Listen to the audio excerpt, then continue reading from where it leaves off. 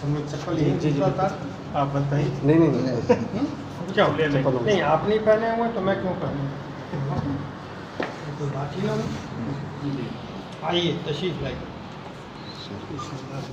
बिस्मिल्लाहिर्रहमानिर्रहीम। दारुल उलूम मुहम्मदिया मील खेडला एक ऐसा इदारा है जिसकी सरगर्मियाँ मुख्तलिफ़ शोबाहाए ज़िंदगी को जामे हैं। एक ऐसा दीनी गुलशन है जो मुख्तलिफ़ रंग व बू के फूलों का संगम है। एक ऐसा इल्मी गुलदस्ता है जो अपनी खुशबू से इंसानी आबादी के एक हिस्से को महका रहा है। एक तरफ अगर वो इल्मी और रूहानी चश्मों से मिल्लत को सैराब कर रहा है तो दूसरी तरफ उसकी कोशिशें इस्लाह मुआशरे के लिए भी जारी हैं। अल्लाह ताला बेहतर से बेहतर जज़ा अता फ़रमाए इदारे के सरपरस्तान व ज़िम्मेदारान को जो इदारे की तरक्की के लिए दिन रात कोशा हैं।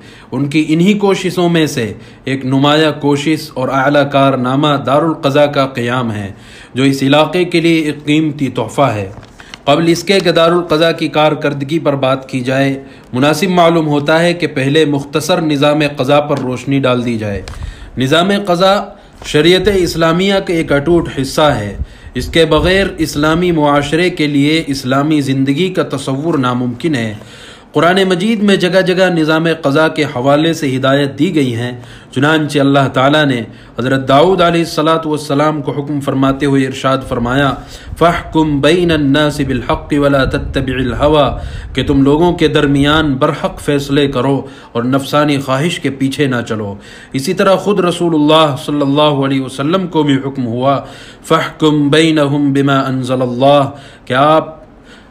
कि आप अल्लाह के उतारे हुए कानून के ज़रिए फ़ैसला करें। और यही तालीम मुसलमानों को भी दी गई।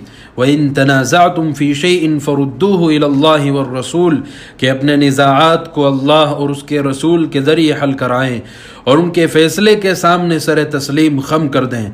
इन हिदायत से वाज़ेह होता है कि दारुल क़ज़ा मुसलमानों की ज़िंदगी का एक अहम तरीन हिस्सा है जिसके बग़ैर इस्लामी मुआशरे की तामीर नाक़िस व अधूरी है।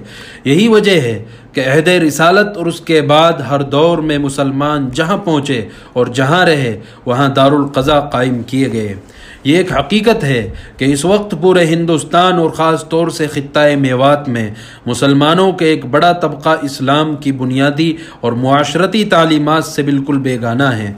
निकाह, तलाक़, मीरास और दूसरे आइली मसाइल के बारे में इस्लामी तसव्वुरात व तालीमात से नावाकिफ़ हैं। इसी नावाकिफ़ियत की बिना पर आज हमारे मुआशरे से ख़ानगी ज़िंदगी का सुकून गारत हो चुका है। हर आन नए नए ख़ानगी तनाज़ुआत वजूद में आ रहे हैं। शोहर बीवी से नाखुश, बीवी शोहर से तंग। फिर ये निज़ाआत घर की चहार दीवारी तक महदूद नहीं रहते बल्कि बाज़ औक़ात फितना व फ़साद, क़त्ल व क़िताल, अदालती चारा जोई और मुक़द्दमा बाजी की सूरत इख्तियार कर लेते हैं, जिसका नतीजा ये होता है कि मुसलमान सरकारी अदालतों में मुक़द्दमा बाजियों में अपना माल, अपना दीन और अपनी इज़्ज़त सब गवा बैठते हैं, लेकिन उसे इंसाफ नहीं मिल पाता। इन हालात में सख्त ज़रूरत थी कि इस इलाक़े की मुआशरती बदहाली और ख़ानगी बिगाड़ पर लगाम लगाई जाए ताकि इस ख़ित्ते से आइली निज़ाआत व इख्तिलाफ़ात दूर हों और आपसी उख़ुवत व मोहब्बत को फ़रोग़ हो।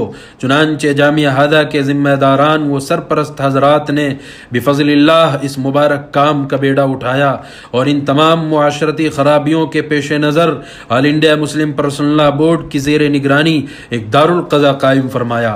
इस पर मज़ीद ये कि दारुल क़ज़ा की इब्तिदा में मुस्तकिल कोई इमारत तैयार नहीं थी, लेकिन अब अल्हम्दुलिल्लाह ज़िम्मेदारान जामिया की शब व रोज़ की कोशिशों की बदौलत उसके लिए मुस्तकिल एक आलीशान बिल्डिंग भी तैयार हो गई है जिसमें दारुल क़ज़ा अपने उमूर को बहुस्न खूबी अंजाम दे रहा है।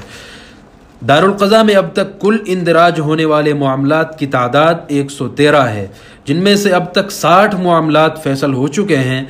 इन 60 मामलात में से 41 मामलात ऐसे हैं जो फ़स्ख़े निकाह, रुख़्सती ज़ौजा और मुतालबा हुस्न मुआशरत से मुतअल्लिक़ फ़ैसल हुए।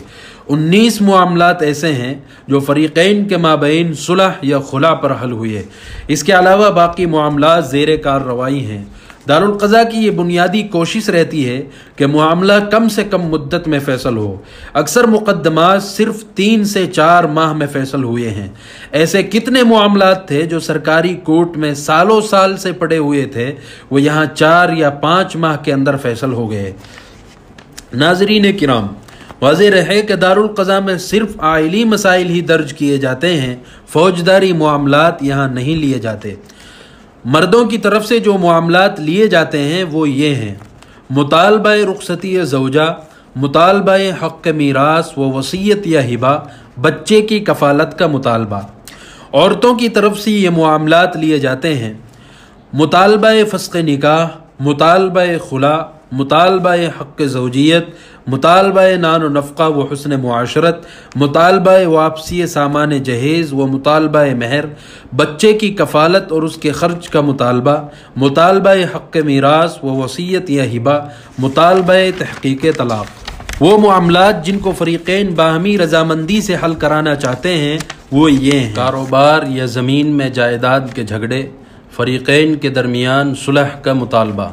ناظرین کرام، اگر ان معاملات میں سے کسی کو کوئی معاملہ دارالقضاء میں دائر کرانا ہے تو اس کے لیے قابل لحاظ امور یہ ہیں: جو شخص دارالقضاء میں معاملہ دائر کرانا چاہتا ہے تو اس کے لیے ضروری ہے کہ وہ دارالقضاء میں حاضر ہو کر درخواست داخل کرے، اور درخواست دارالقضاء میں مستعمل مطبوعہ فارم کے مطابق ہو، درخواست اردو زبان میں ہو، درخواست پر درخواست دہندہ اور جس کے خلاف درخواست دی جا رہی ہے دونوں کا پورا پتہ پن کوڈ کے ساتھ درج ہو، درخواست کے اندر معاملے کی پوری وضاحت ہو، درخواست دہندہ اپنا اور اپنے گارجین کا آدھار کارڈ یا کوئی بھی شناختی کارڈ کی فوٹو کاپی بھی درخواست کے ساتھ منسلک کر دیں۔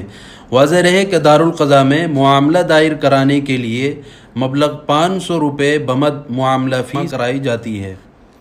معاملہ دائر ہونے کے بعد دارالقضاء ضابطے کے مطابق اپنی کارروائی کرتا ہے۔ فریقین کا دینی فریضہ ہوتا ہے کہ دارالقضاء میں انہیں جب طلب کیا جائے وہ حاضر ہو کر معاملے کی پیروی کریں۔ لہذا آپ تمام حضرات سے درخواست کی جاتی ہے کہ مذکورہ معاملات میں سے اگر کہیں کسی شخص کے ساتھ پیش آئے تو آپ حضرات اسے دارالقضاء کی طرف متوجہ کریں اور انہیں ہدایت کریں کہ وہ اپنے معاملات کو دارالقضاء کے ذریعے حل کرائیں۔ یہ پیغام جو آپ کے سامنے پیش کیا گیا ہے، اس پیغام کو عام کیا جائے اور تمام حضرات تک ان باتوں کو پہنچایا جائے۔